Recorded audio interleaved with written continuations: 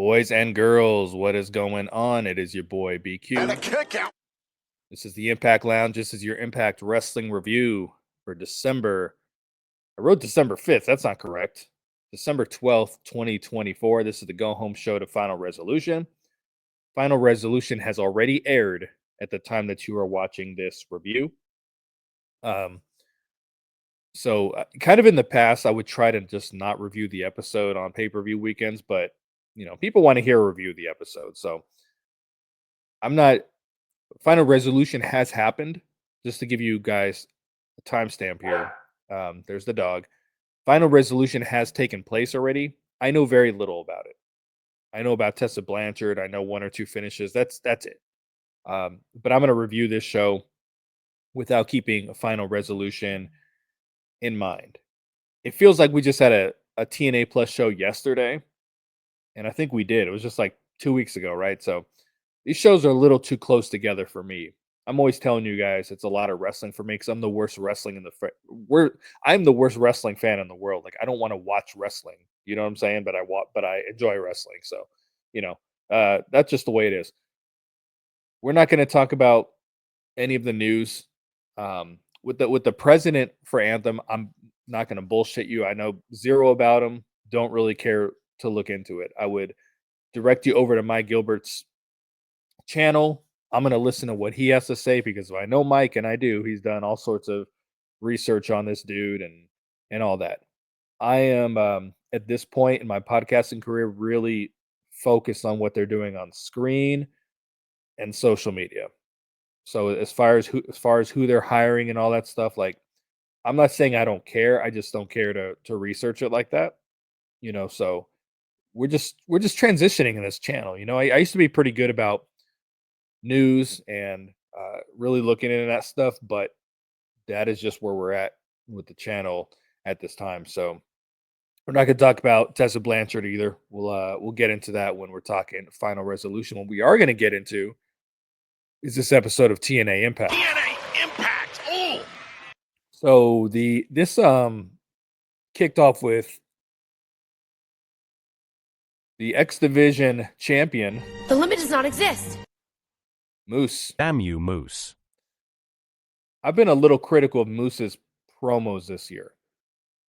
And I've rarely say anything bad about Moose because I really, really like Moose. But in 2024, like the promos haven't been hitting for me. I thought this one was pretty good. What was weird is he name dropped Joe Hendry at one point, and I think he was expecting a loud pop, and it was very dead. The crowd wasn't super receptive to this, which kind of was making me think how many people are casual wrestling fans in the crowd, because I thought he was giving them some pretty good material and they weren't quite responding to it. They seemed like they kind of had their own agenda when they were hitting him with the what chant. That's what was telling me. I was like, I don't know how strong of a TNA crowd this is, because a TNA crowd would not be doing the what chant. You know what I'm saying? So I don't think a lot of the people in attendance are really familiar with the wrestlers and the storylines. That's just kind of what I took from it, and I could be totally wrong. But I thought he was doing cutting a pretty good promo here. I thought he was giving him much better material than he typically has. And he's talking for a few minutes, and then music plays, and it's TNA's version of the Fart in Church, Cody Deaner. I pray that the blessing of Almighty God may rest upon your counsels. Ever since this dude, Cody Deaner, left it up to the people have kept him off TV for like half a year. And he goes in there and he's having the best time of his life since he left it up to the people. And Moose pointed out, he nailed this line. And again, I don't think the people knew who Cody Deaner was in the crowd, but Moose nailed this line, and said, ever since you left it up to the people, you haven't won a match. And I was thinking the same thing in my head. So we were speaking, my mind was speaking at the same time Moose was talking. So he nailed this, and we end up getting an impromptu match.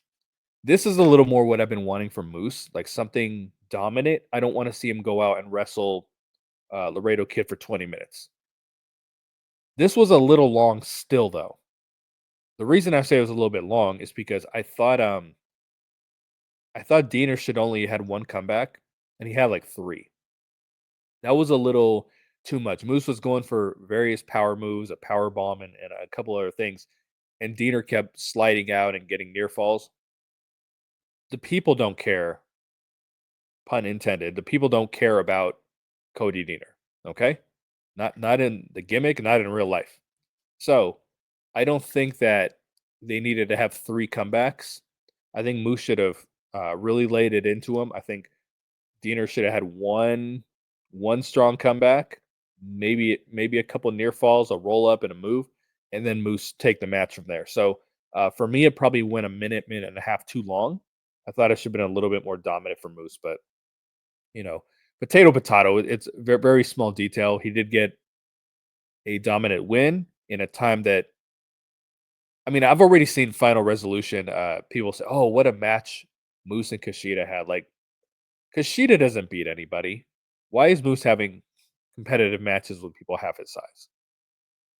I don't actually. I'm okay. Steve Ball, Mike Bailey, the champion. Knock yourself out. You and Kushida do fucking dip, duck, dodge, dive, duck, and dodge as much as you freaking want. But if you've got this dude, 6'8", whatever he is, X Division champion, why is he we're having a competitive match with Tajiri? After this, Gia Miller. This is every episode match. Gia. Jesus Christ, that's perfect. Of course you're here right now. She's got Tasha Got a Steeles badass over here. and economy class. But I am telling you right now, that motherfucker back there is not real. Thought Casey Navarro cut a good promo here. I thought the 3 of them had some chemistry. So this was not bad. This was a good episode. I will say I should have said this when I kicked it off. I thought it was a pretty good episode. Someone pointed out in the comments the other day that I say everything is awful or predictable. Well, everything is predictable, and I don't say everything is awful.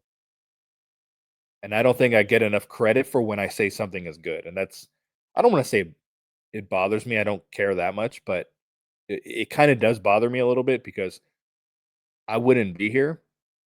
I know it's the negative BQ gimmick, but I wouldn't be here and I wouldn't be watching this show and I wouldn't be taking the time to review it if I didn't ultimately care. And if I didn't ultimately think that the majority of things were good. Yes, I do point out a lot of logic loopholes. And if something is bad, I'm going to say it is. Like I'm not going to pretend what I'm watching is good when it stinks. But if something is good, like I'm gonna say it is. I don't think that I have, and some of you may disagree. I don't think that I see good segments and say it's bad. I might, like I know we have a lot of disagreements, me and a lot of the listeners, but I don't get like there's not gonna be like a 5-star match on the show, and I'm like this match sucked. I might say I don't like it because I've explained to you guys many times I don't like really really long matches. I don't like really long matches when I know who's going to win. That's what really, really bothers me. And I don't like really long matches when I don't care who wins. But if I'm invested in a storyline and genuinely don't know who's going to win a match, like knock yourself out. I can sit through that because I'm emotionally invested in it. But I think I do point out what's good when it's good. I know that I'm more critical than not, but to say that I only point out the bad is incorrect in my opinion. So after this, I told you we're gonna hear from him every episode, Mike Santana. That's nasty. And I've come to a realization the reason we hear from him so much is probably because his deal is probably not a salary deal. It's probably per appearance, but I'm sure he's paid very, very well. Like if you turn the numbers into a salary, you say, hey, this is what he makes per episode, and you multiply by 12, say this is your salary. I'm sure he makes very, very good money. But I'm sure in his deal, he's kind of working limited dates at the same time. So in order to justify his per appearance, we hear from him every episode. So that's what I think it is personally. But I've also told you guys many, many times that my belief is that the company wants him to be the world champion, not Joe Hendry. So they're going to continue to keep him relevant as much as possible on the show. But he's cutting a promo. It lasts about 4 seconds. We get Josh Alexander walking up. I don't want to play with you anymore. And with him, Kid Icarus and the Wizard Walt Williams. I'm just a job? This is something that went over a lot of people's heads, okay? It does not make sense in wrestling when you're cutting a promo and someone just walks into it 3 seconds later. Showing us, if we're just talking from a logical standpoint, that they are standing about 3 feet off to the left, okay? AEW does it a lot. TNA does it a lot. Mike Santana's came from AEW and he's in TNA. He is I've said many times, the realest person on this show. Everything he does, everything he says is believable. He is a pro. He does not do fake, phony wrestling. I've told you guys I'm not the biggest Mike Santana fan because this is just based on meeting him a couple times. I didn't think he was that nice. Okay. So for me, I'm not, oh, Mike Santana, I'm all on his nuts. But I can respect someone who is a pro and doesn't do phony wrestling. So he starts cutting this promo. Josh Alexander walks up. Oh, I didn't see you there. And Mike Santana just says, you didn't hear this guy yell pre-tape 3 times? So he's just, everything is real about this dude. Nothing is fake. And it comes off on TV really good. And I don't know what happens at Final Resolution. I would imagine, if I had to take a guess, is that Josh Alexander and Mike Santana probably going to kind of split off into their own little feud for Genesis. That Mike Santana is going to win because Josh is probably leaving, and then that's going to further elevate him because that's what they're trying to do. They're trying to elevate him off to the side because he's the person they want to be world champion. Next up, we had knockouts action. Rosemary. Oh, what's that? Is that Rosemary? Think? What the hell is she doing? Versus the undisputed queen of the rubber match, Ziy Brookside. I freaking love Ziy Brookside. I love her energy when she comes out there. I've said I think she can be a massive babyface for this company. I don't know if they're going to push her to that point. I don't know if she's ever going to be Knockouts champion. I think she's a very underrated promo, and I think she's pretty underrated in the ring as well. I'm not going to say they use her as a jobber. They don't, but she loses more often than not. She definitely loses the rubber match. You know in wrestling how they say someone has a specialty match. You know the Hardys. It's the tables match, and Abyss Monster Ball. Ziy Brookside is the rubber match. Anyway, these two girls, I actually thought had a good match. I thought it was a very good knockouts match. I liked the reversals they came up with, and I didn't know what to expect of it going in. I was like, I don't think this is going to be very good. But Rosemary has a challenge of, she has to work a good match, but also stay in character. Because if he makes it too much about the wrestling, then it just becomes pro wrestling, and she loses her character. She is someone who cares about staying in character, so she has to find that right balance. If she starts doing hurricanranas and all this shit, you're just kind of like, okay, she's just another professional wrestler. We stop remembering that she's like this spooky, demonic character. So for that reason, a lot of Rosemary matches don't come off that good. And Ziy Brookside is not involved in a storyline here. They're trying to further Rosemary with this. They're trying to elevate her. So I kind of go into this. What kind of match are we going to get here? And I liked it. I was pleasantly impressed with it. Pleasantly surprised, I should say. The coolest part of the match to me is that Ziy Brookside went for the Brooksy bomb, and Rosemary turned it into the upside down. Like that is a that is a reversal that I can buy into and get a little more emotionally invested in, rather than the regular reversals we see in wrestling where they're cooperating with each other. This didn't come off like they were cooperating with each other. You know what I mean? So ultimately, Rosemary gets the win. And what does she do after this? Immediately there's a post match beatdown, because that's always what it is.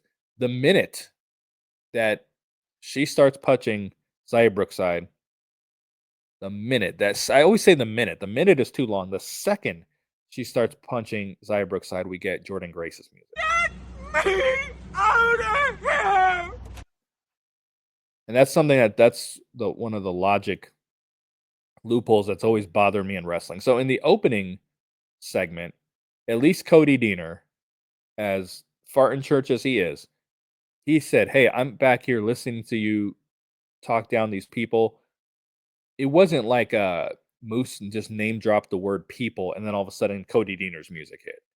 You know what I'm saying? Like, Cody, probably a little more of a pro than he gets credit for, was like, "Hey, I'm not going to come out phony. My music isn't going to immediately hit." And the second Rosemary starts hitting Ziy Brookside after the match, here comes Jordan's music, meaning she's hanging out in Gorilla. So it's logic loophole shit to me, and I do not like that kind of stuff. After this, backstage, again we have Gia Miller, and she is with the man next to purple lights, Trent Seven. I don't want lunch. I want breakfast. Clearly, I wasn't talking to you, big titties. You cherub-looking motherfucker. So, I don't think Trent Seven has spoken a lot on this show. I think he's had like little speaking pieces here and there. I thought he sounded pretty good here. His presentation is not the best, but I thought he did pretty good here with the promo. Ace Austin walks up. Is this your card? Yes, oh my gosh. It's not, is it? No, This was the best Ace Austin talking segment we've ever had on this show. Because, he spent a lot of his time as the snarky heel. And then he's been a babyface for a while, but I haven't really cared about ABC. Now that oh my God. Ace Bay, I'm so sorry. Or Ace Bay, Chris Bay, I'm so sorry. It's early, folks. It's early. I do this early. Now that Chris Bay's injured, we can get into a huge, huge babyface run for Ace Austin. Whatever plans they have for the X Division Championship, if the plan was for Leon Slater to be the youngest X Division champion, I would scrap that. And I would make Ace the guy who beats Moose. Don't telegraph it, Tom. Don't let us know, don't have Ace messing with the X Division champion the championship and Moose and all these guys and the system. Don't have them next week messing with each other. Do like you're doing with Mike Santana, where he's kind of getting built off to the side. Do that with Ace Austin. He can feud with Trent Seven for a little bit. He can feud with whoever. Build him off to the side, and this is the guy you want to take the belt off Moose. That is the story that people would get invested in. But if you're just trying to do a professional, make it about pro wrestling and moves and youngest X, no one really cares if Leon Slater's the youngest X Division champion, because who is the youngest? Is it Amazing Red? I'm not saying he's not irrelevant. He's not relevant in X Division history. He is, but he's not. He's people don't care that much about this record. I guess is what I'm saying. People do not give a shit if someone breaks the record as the youngest X Division champion. Leon Slater is not TV ready like that. So that's what I think needs to happen. Is Ace Austin has to be the guy. Change course. Here's the dogs. Ace Austin. Change course, Ace Austin. I don't care what records you're trying to break. Don't do it. Do not do it. Then after this, we got a tag team match. Leon Slater. Who? Leon Slater. And his tag team partner, the number one contender for the X Division Championship, Did I say the X Division Championship? I completely messed that up. He was the number one contender for the X Division Championship. He was the only person on the roster to be the number one contender for 2 titles at the same time, despite not winning any matches that put him in that position. The number one contender for the Digital Media Championship, Laredo Kid. They had a tag team match with the Rascals. In one word, would I use dope? Nope. Very good tag team match. Very good X Division showcase, Tom. It's from an X Division standpoint, from a tag team match standpoint, from a match that's in the middle of the show, and you got to get people going and moving because up to this the matches were, I mean they were fine, but they weren't getting the crowd like really really invested. I guess is what I'm saying. As much as I liked Rosemary and Ziy Brookside, I don't think the crowd is jumping out of their seat for it. This was a good placement because usually they put this type of match in the beginning of the show. But we kicked off with Moose instead with the promo. So we do things a little bit different. I thought this was good placement of the match. And I'm going to whoop my dog's ass here in a little bit. So what happens with my dogs, they're actually relatively quiet. But one of my cats loves them. And she loves to go and lay next to them when they're in their kennels, when they're inside. But they don't like her. So every time she walks up and lays next to them, they start barking at her. She loves them though. But I thought it was a very good match. Tom Hannafin was losing his absolute mind through this. Oh! Can you imagine? I brought up a similar thing before. Tom Hannafin, like in the bedroom. You know what I'm saying? Imagine Tom Hannafin reaching the point of climax. It was like almost there. Oh baby. Oh baby. Oh, and I kick out.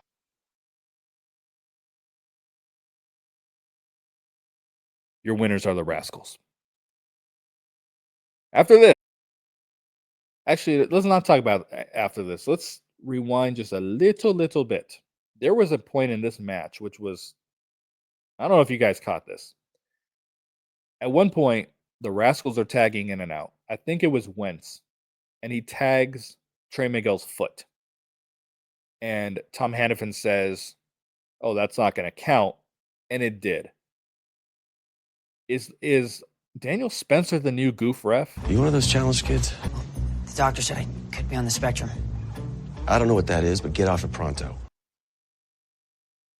And it was so ridiculous that the tag was legal that Tom Hannafin transitioned to his normal speaking voice and was like on screen. Like he was obviously like appalled by it. And he's somewhat trying to stay in character, but he's like, okay, I guess that's going to count. So he went away from her to just kind of speaking in his normal voice. Yeah, Spencer's becoming the new goof ref. No, people talk about AEW's refs. I don't think TNA has bad referees, but they do make them look very foolish on screen. Anyway, after this, we had representing the X Division, Hammerstone and Jake something. Loud noises! I don't know what we're yelling about!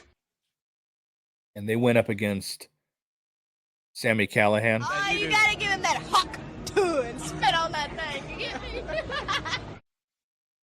And PCO. Smells like Bigfoot's dick. Tic Tac shit. I thought the entrances for this match took entirely too long. When you have Jake and Hammerstone coming down separate, you're wasting our time. Because the company doesn't take them seriously enough like that. At least right now they don't. So they should have a tag team song and come out together and come out yelling and pounding each other's chests. It's a waste of time to have Jake come down with his music and then Hammerstone come down with his music because the team is not that relevant right now on the show. We think they should be. I think they're the only heel team outside of the Kid Icarus and the Wizard Walt Williams. Sinner and Saint. Are they still Sinner and Saint? Or are they just the Northern Armory? I don't know. Don't really care. But it's the only challenging. It's the only team that it's like they could challenge for the tag team championships from a heel standpoint. But I think if you're gonna get there with them, find a music that they can both come out to. It just took entirely too long to sit through that, and then to sit through Sammy Callahan, who has one of the worst theme songs in the company, and then PCO, who takes half a year to get out to the ring. So the match was fine. I was fairly certain that one of two things were going to happen: that PCO and Sammy were going to win, or it was going to be a no contest. I just didn't see um, PCO and Sammy losing here because there's a little bit of a story. But I also wouldn't have beat Jake and Hammerstone either. So I was kind of leaning towards a no contest, and that is ultimately what happened when I believe Hammerstone hit PCO on the back with a chair. And based off this match, but based off this episode, and you guys know I'm not a huge fan of TNA's go home shows, even though I thought this was a pretty solid episode. To justify this random 3-way tag team match, maybe they made it a number one contenders match, but when I saw it announced, it wasn't. I think it probably is because they had PCO and Sammy end up wrestling the Hardys immediately, or I mean, they're going to on the next set of tapings. They already announced that, so we knew who was going to win this match. But because the Rascals won a match earlier in the night, and then PCO, Sammy, Jake, and Hammerstone wrestled to it wasn't even a no contest. They lost by disqualification. It wasn't a clear winner. They justified somehow, these three teams are going to wrestle each other. I just really hope in 2025 that we can just get away from real like Mickey Mouse type booking shit like that. So after this, the personal concierge. That's my dad. But don't worry, he's cool. Really? He doesn't look cool. And he is announcing Heather by Elegance. You have an erection. Yeah. It's all her fault. And she is accompanied by Ash by Elegance. Come on, Teddy. Come on, Teddy. Her opponent, this is the fourth time that we have seen some version of these teams wrestling each other. It was Danny Luna. Tell me right now that I'm just a job. Tell me to my face. You're just a job. And she came out with Jody Threat. We knew that the Elegance sisters were up 2-1 in this blood feud. So we were, pretty sure Danny Luna was going to win this thing. And as I said, they're going back and forth until they can justify Ash and Heather wrestling for the titles. They're dragging it out, which is fine. I don't mind stuff dragging out. I don't want them to just have the match because there's so few tag teams that you got to find a way to drag it out. So they're doing good in that sense. I just don't really want to watch them wrestle that much. That's just a personal preference. I just don't want to see the matches. But they're doing a good job because they're not wrestling each other every week. It's more like every other week, and they're dragging it out. So from that standpoint, they're doing a good job. I have to point that out about this. It's just that I have such little interest in Spitfire when they wrestle that I'm kind of like, oh, here we go.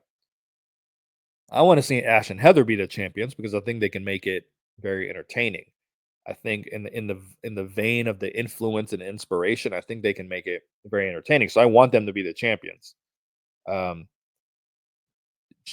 Luna actually got a jobber entrance here. They didn't even play their music because TNA does not want to show us on screen the fans not caring about them coming out. Danny Luna wins with the Luna landing, which is a good move. I talk about TNA's finishers quite a bit, right? And I'm just like, very few people have cool finishers to me. I think that the Luna landing is a pretty decent one. There was a system promo that I don't really care about. It's PCO. I don't know why I'm randomly talking about PCO. But since I am, has anyone made a title in TNA the last 5 years more meaningless than PCO has with the Digital Media Championship? This fool has 2 titles. And, I mean, they mean nothing. When they both, I don't want to say the Digital Media Championship will never mean anything, but at least around the gorgeous waist of AJ Francis, it was entertaining. This dude is I mean, I'm going to say this at the end of every year, get rid of the fucking title. I think what needs to freaking happen, as a matter of fact, is they need to combine the two, and this North American Championship or whatever the hell is called needs to be the new title. Just have a match where whatever PCO's next feud is, where they combine the two titles into one, get rid of that freaking title. If you don't, I'm going to say it every year, get rid of the damn Digital Media Championship. I don't think they at Final Resolution said who the 23 is, but I'm very interested in this. Even though I think it's going to be something very mid-card, I'm very interested in it because it's for one of the few it's one of the few instances in wrestling that we actually have no idea who the hell this is.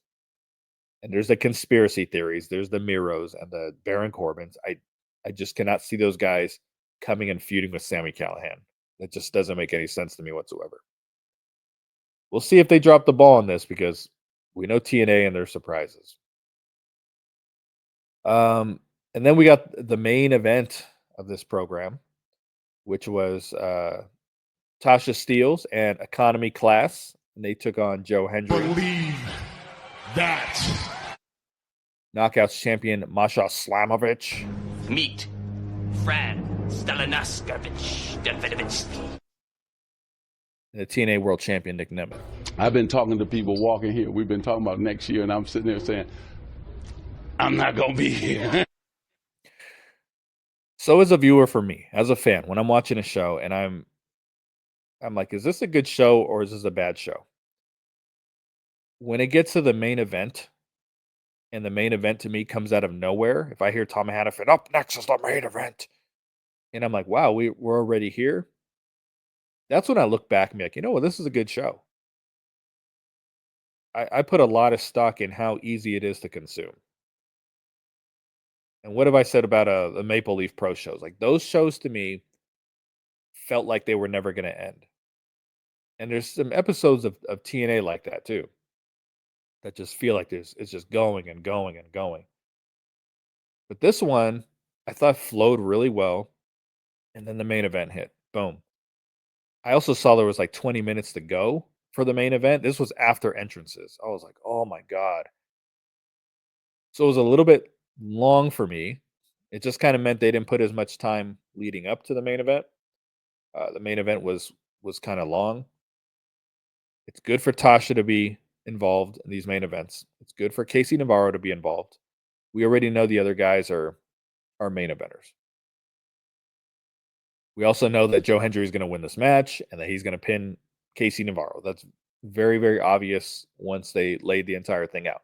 So that's why I'm saying I don't like really long matches when we just know how it's going to end and we're just delaying what the inevitable, delaying what we know exactly is going to happen. And that's what happens. But of course, they got to do the post-match beatdown. And AJ Francis got to hit choke slams on everyone. This is the way wrestling companies love to go off the air for a go-home show. Some kind of melee brawl. And I think it's been done so much, I don't think it works anymore. I don't think it makes anyone care anymore. I think TNA has to challenge themselves for these go-home shows and be like, how can we draw more interest in AJ Francis versus Nick Nemeth? Rather than this, is AJ going to choke slam Masha and no, and then, choke slams this guy and, again, I'm using TNA terminology, but the melee brawl. You know what I'm saying? Like to just always go off the air with that. I just don't think it means anything. I don't think it does anything. I don't think it draws up any additional interest. I would have gone off this. I would have had AJ Francis actually hit that choke slam on Masha. That way Masha can even sell that injury a little bit going into the show, and AJ looks like a dick, but they don't want to get heat on anybody. It's just like this cookie cutter method that I'm just really hoping they get away from next year. So that's going to do it for me, folks. I will be watching Turning Point later today, and I will be either reviewing it tomorrow or Monday. That'll do it for me. I am your boy BQ, and I kick out. I'm out. Peace.